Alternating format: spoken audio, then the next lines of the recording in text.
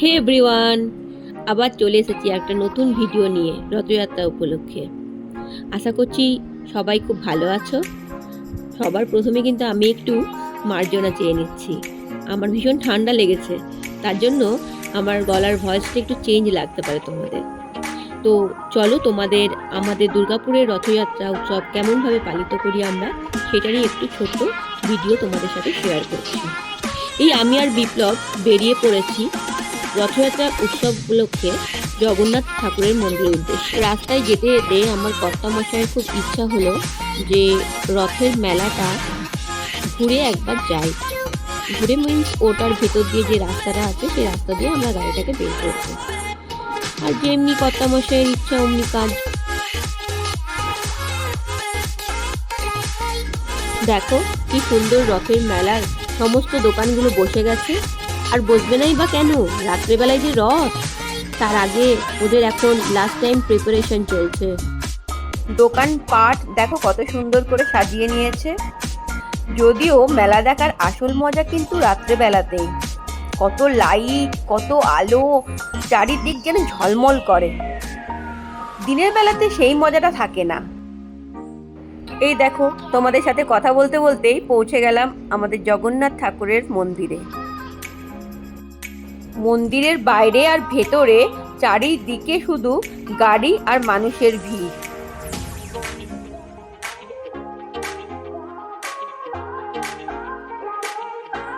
দাঁড়াও, বাইরে থেকে মন্দিরটার এক ঝলক তোমাদেরকে দেখায়। এই দেখো, ওই দেখো মন্দিরের প্রাঙ্গণে ঠাকুরের রথটি রাখা আছে। রথকে এখন ফুল দিয়ে সুন্দরভাবে সাজানো চলছে। আর ওইদিকে জগন্নাথ ঠাকুর, বলরাম ঠাকুর আর বোন সুভদ্রা সবাইকে রাজবেশে সজ্জিত করা হচ্ছে। আর এই মন্দিরটা দেখছো, এটা ভোলে বাবার মন্দির। আর এই যে একটা বড় লাইন দেখতে পাচ্ছ, এই লাইনটার ব্যাপারে আমি তোমাদেরকে পরে বলছি।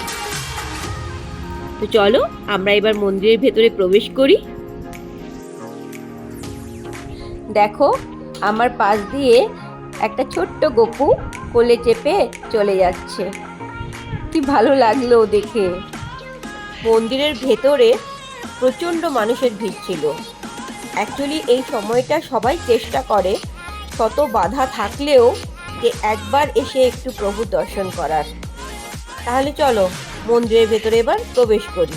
দেখো কত মানুষ এসেছে শুধুমাত্র মহাপ্রভুর একটু দর্শন করবে বলে। আমি তো দর্শন করবই, আমার সঙ্গে সঙ্গে তোমরাও একটু দর্শন করে নাও।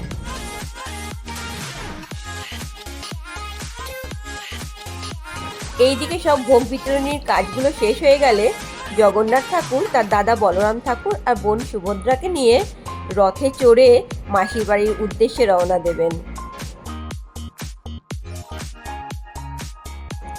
আর এই লাইনটার কথা তোমাদেরকে আমি আগের ভিডিওতে বলেছিলাম। এই লাইনটা শেষ হয়েছে প্রায় মন্দিরের বাইরে। আর এই লাইনটা শুরু হয়েছে কোথা থেকে জানো? এই লাইনটা শুরু হয়েছে জগন্নাথ ঠাকুরের ভোগগৃহ থেকে। অ্যাকচুয়ালি কি হয়, রথের আগের দিন সবাই সবার বাড়ির কারুর নামে সংকল্প করে পুজো করা হয় এবং সেই ভোগ পরের দিন মানে রথের দিন সেই প্রসাদ হিসাবে ভক্ষণ করে। তো আজকে এই পর্যন্তই থাক, আবার ফিরে আসবো পরবর্তী একটা অন্য ভিডিও নিয়ে। ততক্ষণে সবাই ভালো থেকো, সুস্থ থেকো।